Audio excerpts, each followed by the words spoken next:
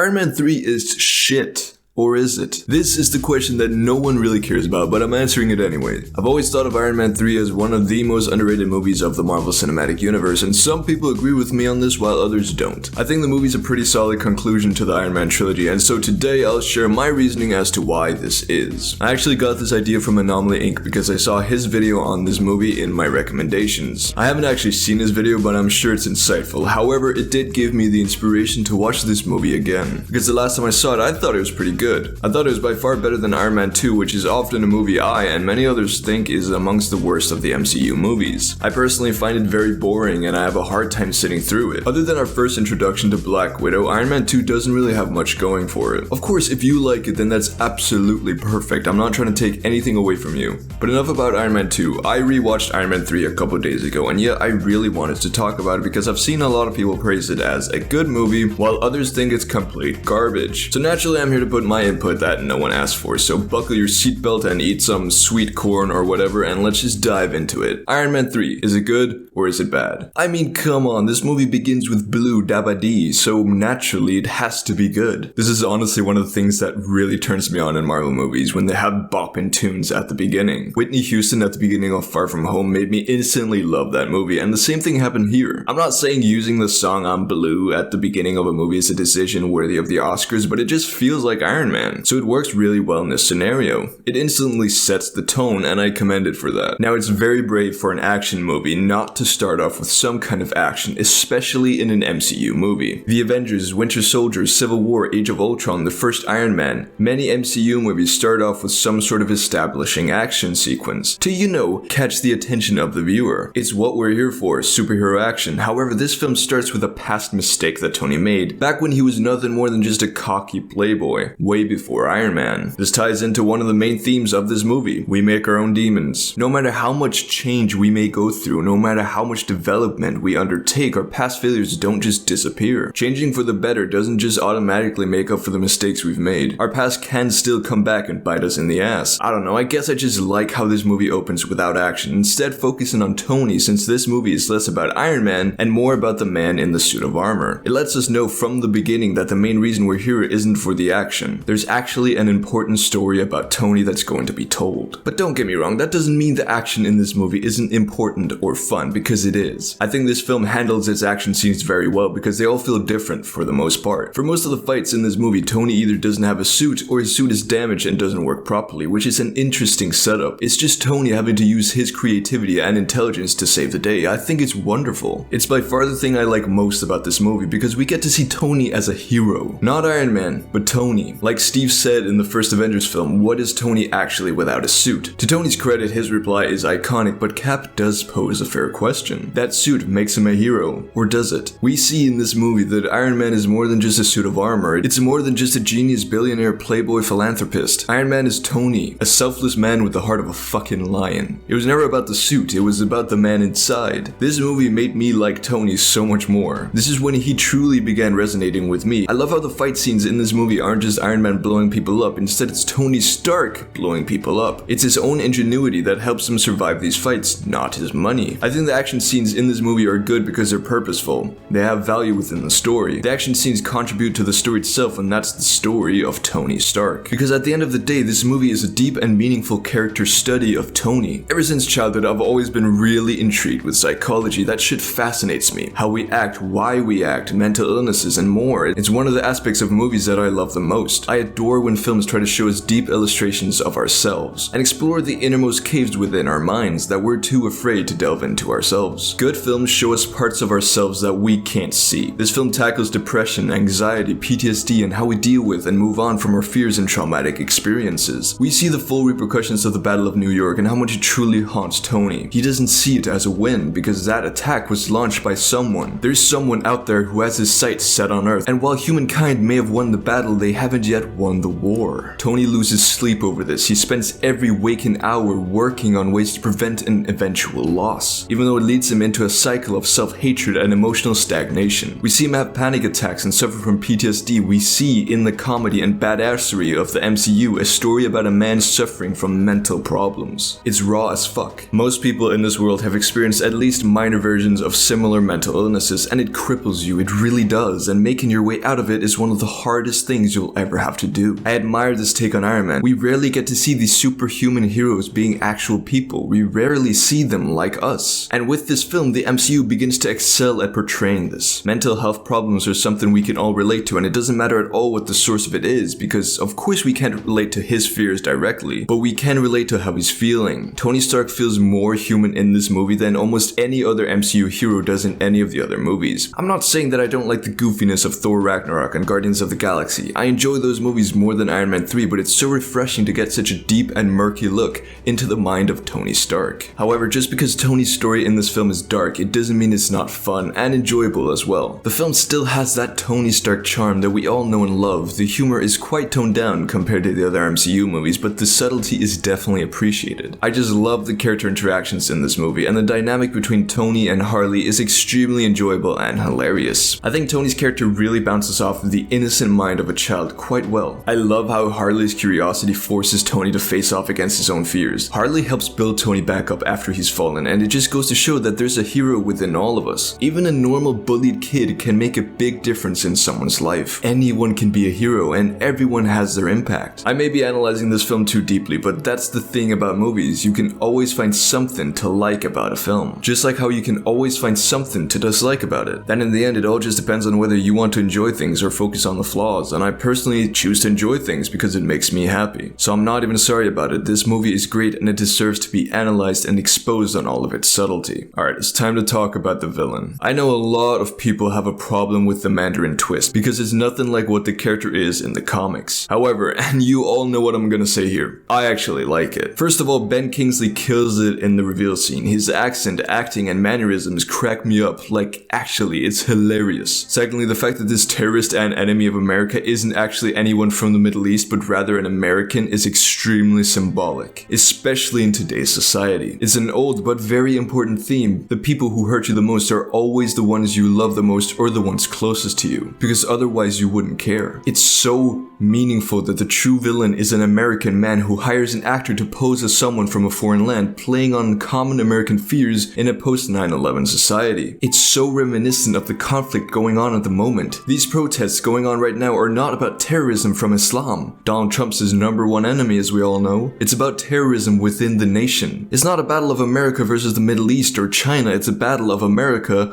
versus America. The people are fighting against a government that lets racism and police brutality walk as a proud saint alongside the empty words of freedom. True terrorism comes from the inside, and in these times, America is terrorizing America. So I'm sorry that the Mandarin twist doesn't align with the comics, but it has a significant purpose. I think terrorism is way more relatable to us than the end of the world, and even if Aldrich Killian himself isn't the most engaging villain, it's what he stands for that truly matters. In this film, we see how the media is so important in spreading lies and manipulating people. We see how terrorism affects people, and we see how as humans we instinctively need to put a face on villainous forces to give the fear a name, even if it blinds us from the true evil sitting closely behind us. I'm rambling a lot here, but I truly think the messages found in this movie are ideas that we need to be thinking about. Now that these cracks in government, society, and justice systems in America and around the world have been rooted out, we can actually target them and demand change. This movie was made quite a while ago, and the Black Lives Matter movement wasn't the headline back then, but that doesn't make the message any less powerful or applicable. It has always been a problem. We need to stop blaming others for our mistakes and for our misfortunes, and instead start placing blame on ourselves and holding ourselves accountable. The greatest threat to America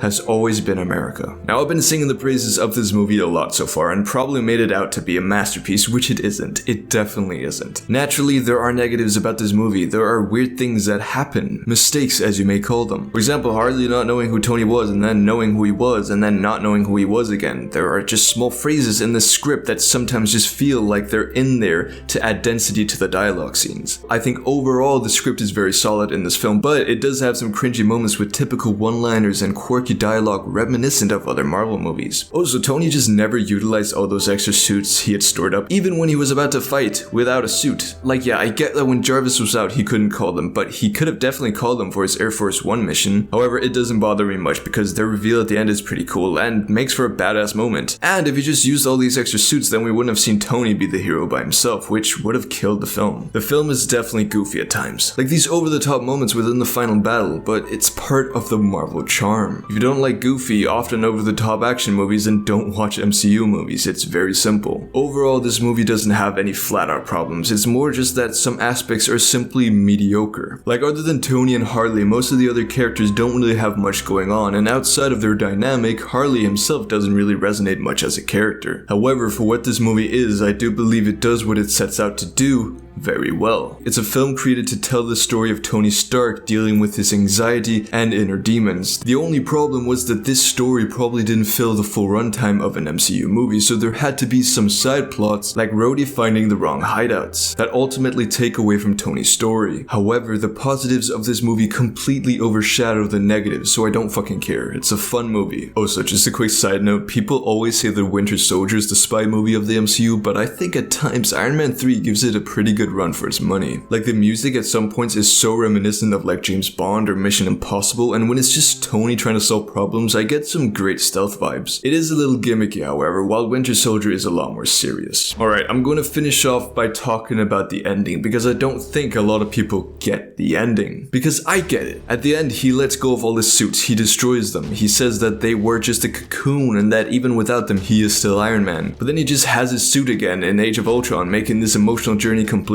pointless. However, to that I say, you're missing the point. Tony didn't destroy all his suits because he'll stop being Iron Man, or because he'll leave them behind and start working without them. Those suits he made represented a dark place within him, demons as he calls them himself. And blowing all of them up is him letting go of his anxiety, his depression, his PTSD. For Tony, it was a symbolic move rather than a literal one. Those suits were built out of his own fear. They were built to make Iron Man stronger, but the whole time he'd forgotten what Iron Man truly was. He is Iron Man. Not some suit, not some piece of metal. Him. This movie is all about Tony being the hero without his suit. I think this is a wonderfully magnificent theme. Tony isn't special because of his suit. It's not his money or brains that make him a hero, it's his heart and his courage. It's how even against all odds, even with just his own skin, he'll still stand strong and he'll give his life protecting those who can't protect themselves. Tony's character arc in this film is about him realizing this. It's about him realizing that he truly is Iron Man. That's why he lets go of these suits that remind him otherwise. Destroying these suits was the final step towards him finally completely recognizing the hero within himself. It doesn't mean that he won't make more suits, because they do help a lot, of course. It just means that he's finally realized that he doesn't need the suits to be Iron Man. Overall, I really like this film, and from watching it again, I must say I enjoyed it more than the last couple of times. Back to my initial question, is it good or is it bad? I think it's good. I think it's a criminally underrated MCU movie that takes a deep and purposeful look into the mind of Tony Stark and analyzes what being a hero truly is. This movie has a complexity to it that is rarely seen in many of the other MCU movies, and for that I appreciate it greatly. When I rewatch the movies, I always feel refreshed when I come to Iron Man 3. It feels like the moment the MCU began experimenting just a little bit with new things and delving into complex themes, unlike the extremely safe movies they made before the first Avengers film. I don't know, to me this movie is just a brilliant ending to the Iron Man trilogy, and if anyone tells you that this movie is shit and that it doesn't deserve to be watched, then watch it anyways. No one can tell you whether you should or shouldn't watch a movie. Go watch it for yourself if you want. You may love it, you may hate it, but your experience will likely be different than mine in one way or another. I personally think Iron Man 3 is one of the most underrated movies within the MCU, but what do you think? Leave your opinions on the topic down in the comments. Join my Discord for riveting discussions, the link will also be down in the comments. Anyways, I hope you all enjoyed this video, stay safe and peace out.